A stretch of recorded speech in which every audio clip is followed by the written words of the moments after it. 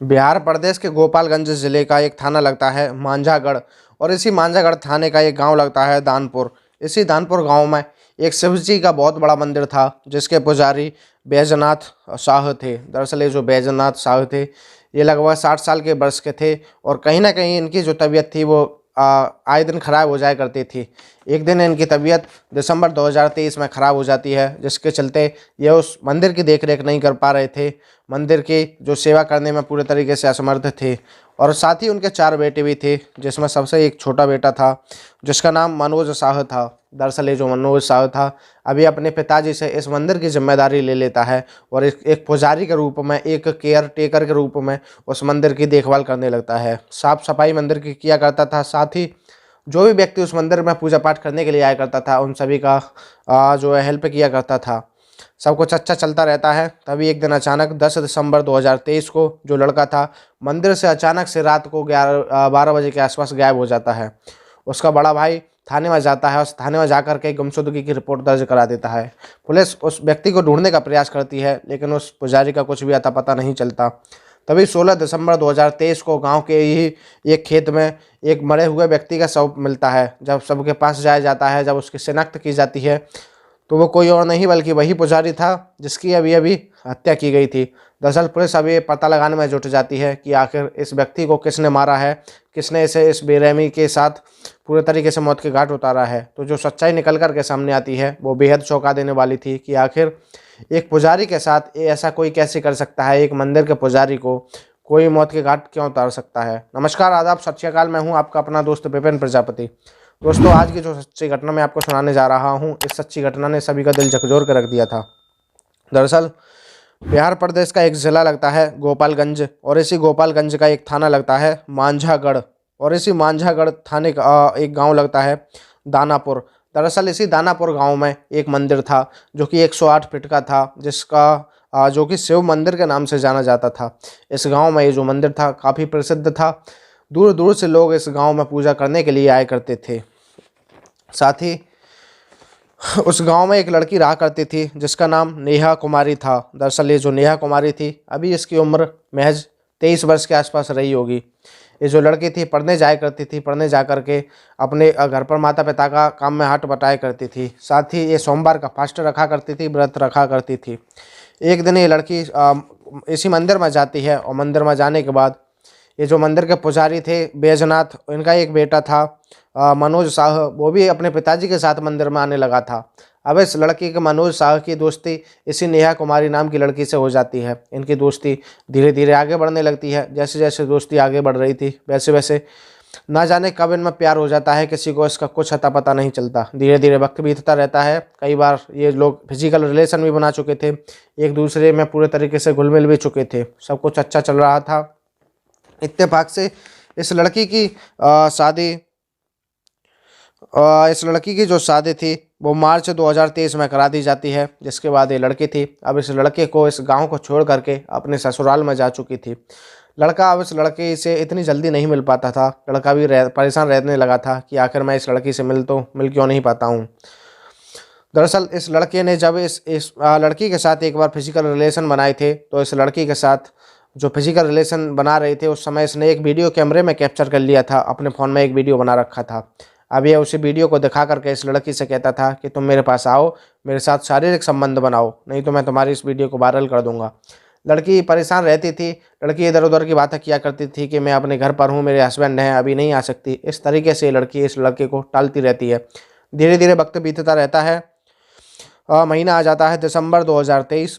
इस दिसंबर 2023 में ये जो लड़की थी अपनी ससुराल से अपने मायके इसी बांझागढ़ थाना क्षेत्र के अंतर्गत दानापुर गांव में आई हुई थी, जहां पर इसकी चचेरी बहन की शादी थी। अब ये इस शादी में शामिल हो जाती है। इसके जो रिश्तेदार थे वो आ रहे थे, खाना पीना हो रहा था, सभी पूरे तरीके से धूमधाम से सब कुछ अच्छा चल रहा था। धीरे धीरे वक्त बीतता रहता है। वक्त के साथ साथ अगले ही दिन जो लड़की थी शादी में आई हुई थी, वो जो लड़की अब अपने हस्बैंड से कहने लगती है कि मुझे गांव के मंदिर में जाना है, जो कि बेहद खूबसूरत मंदिर है, मुझे उस मंदिर में दर्शन करने के लिए जाना है।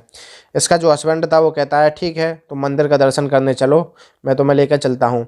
लड़का को जो हस्बैंड था वो गाड़ी बाहर खड़ी करता है और बाहर ही खड़ा हो जाता है। उधर जो इसकी लड़की थी, जो घरवाली थी नेहा कुमारी, वो मंदिर में जाती है। दरअसल जो इस समय मंदिर के जो पुजारी थे वो एक लड़का था मनोज शाह। चूँकि उसके जो पिताजी थे बैजनाथ शाह, उनकी तबीयत खराब थी। तबीयत खराब होने की वजह से वो मंदिर में आने में असमर्थ रहा करते थे, इसलिए इस मंदिर की देखरेख इन्हीं का बेटा मनोज शाह कर रहा था। अब मनोज शाह मौजूद होता है मंदिर में। नेहा कुमारी लड़की जैसे ही मंदिर में जाती है, वो उस लड़की को देखते ही उसका हाथ पकड़ लेता है, उसे अंदर की ओर खींचने लगता है। उधर ये सब जो नज़ारा था, उसका बाहर खड़ा पति, नेहा कुमारी का पति, अपनी आंखों से देख रहा था। उसे गुस्सा आ रही थी, उसे समझ नहीं आ रहा था कि आखिर मंदिर का पुजारी मेरी पत्नी के साथ ये सब क्या कर रहा है। जैसे ही उसकी पत्नी 5-6 मिनट बाद मंदिर से बाहर निकलती है, उससे पूछताछ करने लगता है कि तुम्हारा जो पुजारी ये हाथ क्यों पकड़ रहा था। लेकिन जो लड़की थी इधर उधर की बातें करती है कि मुझे पूजा करना बता रहे थे, कैसे कैसे करनी है, कैसे पूजा की विधि करनी है। इस तरीके से लड़की अपने पति को समझाने लगती है। पति कहीं ना कहीं समझदार था कि आखिर एक पुजारी इस तरीके से किसी लड़की का हाथ कैसे पकड़ सकता है।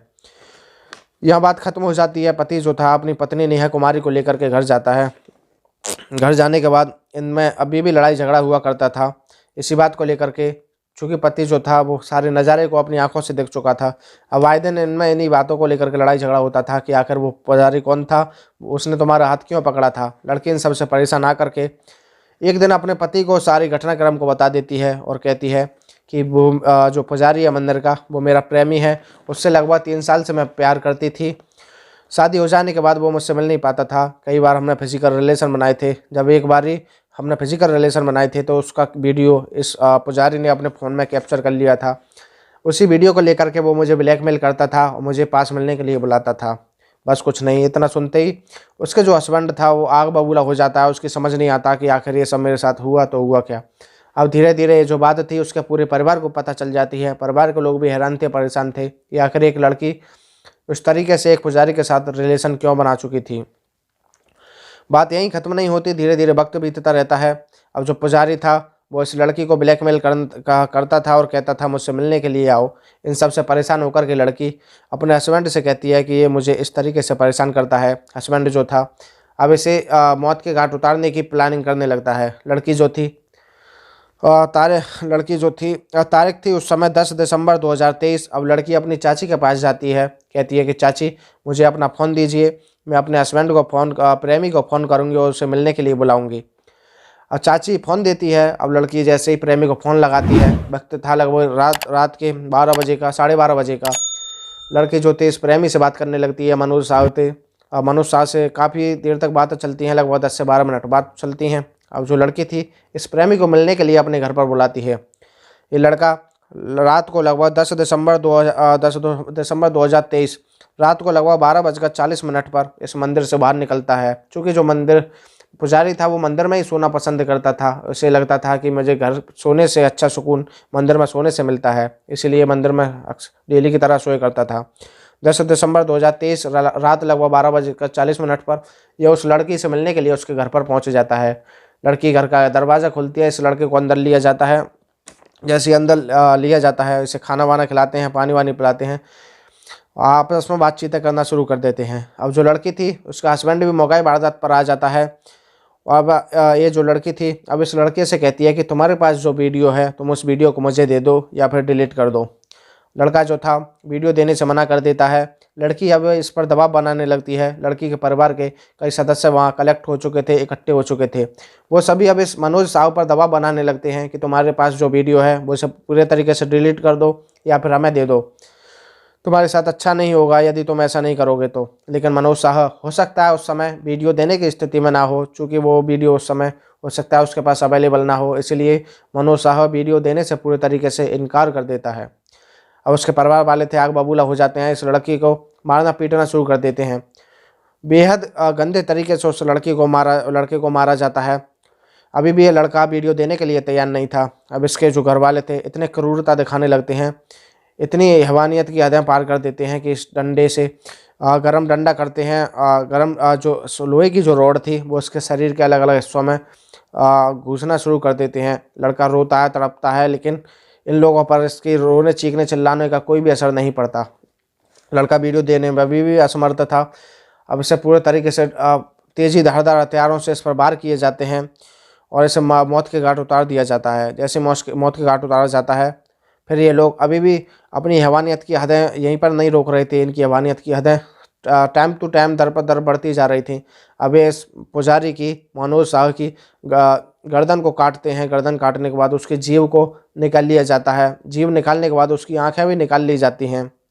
आँखें निकालने के बाद इसका जो प्राइवेट पार्ट था, पूरी क्रूरता के साथ उसका प्राइवेट पार्ट भी काट दिया जाता है। इन लोगों की दरिंदगी जो थी, हैवानियत जो थी, वो अभी भी रुकने का नाम नहीं ले रही थी और उसके शरीर में लोहे की रॉडों को गर्म करके अलग अलग हिस्सों पर घुसा जाता है, जिससे लड़के का शरीर पूरे तरीके से छलनी हो चुका था। अब इन लोगों को लगने लगता है कि अब ये पूरे तरीके से मर चुका है, इसको क्यों ना 1-2 दिन तक घर पर ही रखा जाए। लगभग 3 से 4 दिन तक ये इस लड़के को घर पर रखते हैं। घर पर रखने के बाद जब लगने लगता है कि इस घर से अब बदबू आना शुरू हो गई है, तो क्यों ना इस सब को ठिकाने लगा दिया जाए। तो पास ही दानपुर गांव का एक खेत है, उस खेत में जा कर के शव को फेंक देते हैं। जैसे शव को फेंका जाता है, उधर जो इस मनोज शाह का जो भाई था, बड़ा भाई अशोक शाह, वो इसी मांझा थाने में जा कर के गुमशुदगी की रिपोर्ट दर्ज करा देता है। लेकिन पुलिस उस रिपोर्ट को ले तो लेती है, लेकिन इस लड़के को ढूंढने का काम नहीं करती। पुलिस इस मामले को गंभीरता से नहीं लेती।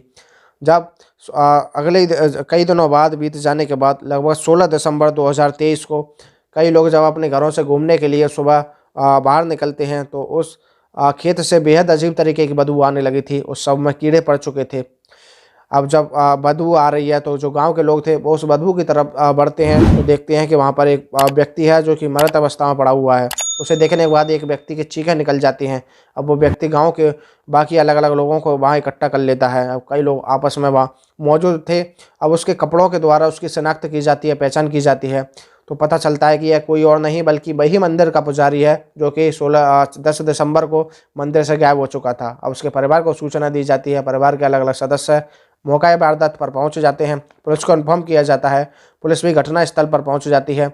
अब इस मामले को जांचना शुरू कर देती है कि आखिर इस मनोज साहब को किसने मौत के घाट उतारा है। पुलिस अलग अलग एंगल से जांच कर रही थी। उधर गांव के जो लोग थे वो काफ़ी ज़्यादा हैरान थे, परेशान थे कि आखिर एक मंदिर के पुजारी को सीधे साधे मात्र 23 साल की उम्र में इसकी किससे दुश्मनी हो सकती है, किसने इसे मौत के घाट उतारा होगा। लोग आक्रोश में आ जाते हैं। लोग जाम लगाना शुरू कर देते हैं। हाईवे पर लगभग 6 घंटे तक जाम लगाया जाता है उस बॉडी को रख करके। उधर कई पुलिस की गाड़ियां पहुंच चुकी थी, बड़े बड़े अधिकारी, एमएलए, एमपी भी, कई बड़ी बड़ी तादाद में जो पॉलिटिशियन थे वो भी पहुंचने लगे थे। पुलिस के बड़े बड़े अधिकारी जो थे वो भी पहुंच रहे थे, लेकिन किसी भी पर ये जो मामला था वो शांत नहीं हो रहा था। जो गांव के लोग थे वो काफ़ी आक्रोश में थे। वो गाड़ियों पर ताबड़तोड़ पत्थरें बरसाना शुरू कर देते हैं। इस तरीके से सब कुछ चल रहा था। मजबूरन पुलिस को वहाँ गोली चलानी पड़ती है, क्योंकि पब्लिक को रोड से हटाना था, हाईवे को खाली कराना था। अब पुलिस इसका डेड बॉडी को कब्जे में लेकर के पोस्टमार्टम के लिए भेज देती है। हालांकि जब तक रिपोर्ट नहीं आती तब तक भी पुलिस अपने अलग अलग एंगल से जांच करना शुरू कर देती है। तो पता चलता है कि इस जो मंदिर बना हुआ था, उस मंदिर की जो ज़मीन विवाद था, उसे लेकर के कई बार इसमें झगड़ा भी हो चुका था।